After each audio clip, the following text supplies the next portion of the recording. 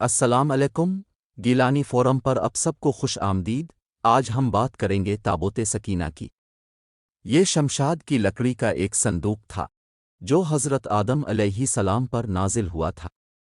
یہ آپ کی آخر زندگی تک آپ کے پاس ہی رہا، پھر بطور میراث یک کے بعد دیگرے آپ کی اولاد کو ملتا رہا، اور یہاں تک کہ یہ حضرت یعقوب علیہ السلام کو ملا، اور آپ کے بعد آپ کی اولاد بنی اسرائیل کے قبضے میں رہا۔ جب یہ صندوق حضرت موسیٰ علیہ السلام کو مل گیا تو آپ اس میں تورات شریف اور اپنا خاص سامان رکھنے لگے۔ یہ بڑا ہی مقدس اور بابرکت صندوق تھا۔ بنی اسرائیل جب کفار سے جہاد کرتے تھے، کفار کے لشکروں کی کثرت اور ان کی شوکت دیکھ کر سہم جاتے اور ان کے سینوں میں دل دھڑکنے لگتے تو وہ اس صندوق کو اپنے آگے رکھ لیتے تھے۔ تو اس صندوق سے ایسی رحمتوں اور برکتوں کا ظہور ہوتا تھا کہ مجاہدین کے دلوں میں سکون و اطمینان کا سامان پیدا ہو جاتا تھا۔ مجاہدین کے سینوں میں لرزتے ہوئے دل پتھر کی چٹانوں سے زیادہ مضبوط ہو جاتے تھے۔ جس قدر صندوق آگے بڑھتا تھا، آسمان سے فتح کی بشارتی عظمہ نازل ہوا کرتی اور فتح مبین حاصل ہو جایا کرتی تھی۔ بنی اسرائیل میں جب کوئی اختلاف پیدا ہوتا تھا تو لوگ اسی صندوق سے فیصلہ کراتے تھے۔ صندوق سے فیصلہ کی آواز اور فتح کی بشارت سنی جاتی تھی۔ بنی اسرائیل اس صندوق کو اپنے آگے رکھ کر اور اس کو وسیلہ بنا کر دعائیں مانگتے تھے تو ان کی دعائیں مقبول ہوتی تھیں۔ بلاؤں کی مصیبتیں اور وباؤں کی آفتیں ٹل جایا کرتی تھیں۔ الغرض یہ صندوق بنی اسرائیل کے لیے تابوت سکینہ، برکت و رحمت کا خزینہ اور نصرتی خداوندی کے نزول کا نہایت مقدس اور بہترین ذریعہ تھا۔ مگر جب بنی اسرائیل طرح طرح کے گناہوں میں ملوث ہو گئے اور ان لوگوں میں معاصی و طغان اور سرکشی و عصیان کا دورہ ہو گیا تو ان کی بدعمالیوں کی نحوست سے ان پر خدا کا یہ غضب نازل ہو گیا۔ قوم عمالقہ کے کفار نے ایک لشکر جرار کے ساتھ ان لوگوں پر حملہ کر دیا۔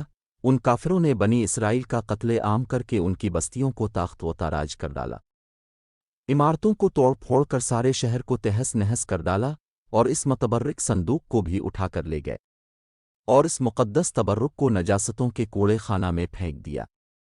اس بے ادبی کا قوم عمالقہ پر یہ وبال پڑا کہ یہ لوگ طرح طرح کی بیماریوں اور بلاؤں میں مبتلا کر دیے گئے۔ چنانچہ قوم عمالقہ کے 5 شہر بالکل برباد اور ویران ہو گئے، یہاں تک کہ ان کافروں کو یقین ہو گیا کہ یہ صندوق رحمت کی بے ادبی کا عذاب ہم پر پڑ گیا ہے، تو ان کافروں کی آنکھیں کھل گئیں۔ چنانچہ ان لوگوں نے اس مقدس صندوق کو ایک بیل گاڑی پر لاد کر بیلوں کو بنی اسرائیل کی بستیوں کی طرف ہانک دیا۔ پھر اللہ تعالیٰ نے 4 فرشتوں کو مقرر فرما دیا جو اس مبارک صندوق کو بنی اسرائیل کے نبی حضرت شمویل علیہ السلام کی خدمت میں لائے۔ اس طرح پھر بنی اسرائیل کی کھوئی ہوئی نعمت دوبارہ ان کو مل گئی، اور یہ صندوق ٹھیک اس وقت حضرت شمویل علیہ السلام کے پاس پہنچا جبکہ حضرت شمویل علیہ السلام نے طالوت کو بادشاہ بنا دیا تھا، اور بنی اسرائیل طالوت کی بادشاہی تسلیم کرنے پر تیار نہیں تھے، اور یہی شرط ٹھہری تھی کہ مقدس صندوق آ جائے تو ہم طالوت کی بادشاہی تسلیم کر لیں گے۔ چنانچہ صندوق آ گیا اور بنی اسرائیل طالوت کی بادشاہی پر رضامند ہو گئے۔ قرآن مجید میں خداوند قدوس نے سورہ بقرہ میں اس مقدس صندوق کا تذکرہ فرماتے ہوئے ارشاد فرمایا کہ اور ان سے ان کے نبی نے فرمایا، اس کی بادشاہی کی نشانی یہ ہے کہ آئے تمہارے پاس تابوت جس میں تمہارے رب کی طرف سے دلوں کا چین ہے اور کچھ بچی ہوئی چیزیں ہیں، معزز موسیٰ اور معزز ہارون کے ترکہ کی، اٹھاتے لائیں گے اسے فرشتے، بے شک اس میں بڑی نشانی ہے تمہارے لیے اگر ایمان رکھتے ہو۔ اب سوال یہ پیدا ہوتا ہے کہ تابوت سکینہ میں کیا تھا؟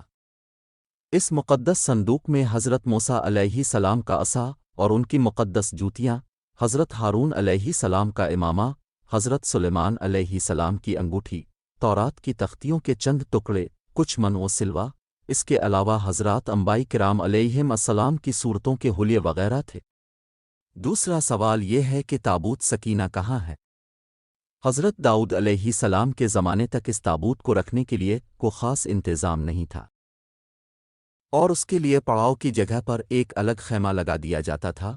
حضرت داؤد علیہ السلام نے خدا کے حکم سے خدا کا گھر بنانا شروع کیا جو عین اس مقام پر ہے جہاں آج مسجد اقصی موجود ہے، لیکن یہ عالی شان گھر اب کے بیٹے حضرت سلیمان علیہ السلام کے عہد میں مکمل ہوا اور اس کو یہودی ہیکل سلیمانی کے نام سے پکارتے ہیں۔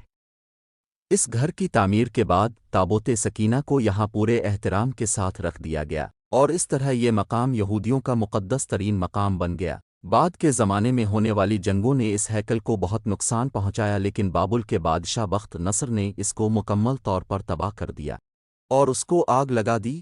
وہ یہاں سے مال غنیمت کے ساتھ ساتھ تابوت سکینہ بھی لے گیا تھا۔ اس تباہی کے نتیجے میں آج اصلی ہیکل یہ اس کی کوئی چیز باقی نہیں ہے۔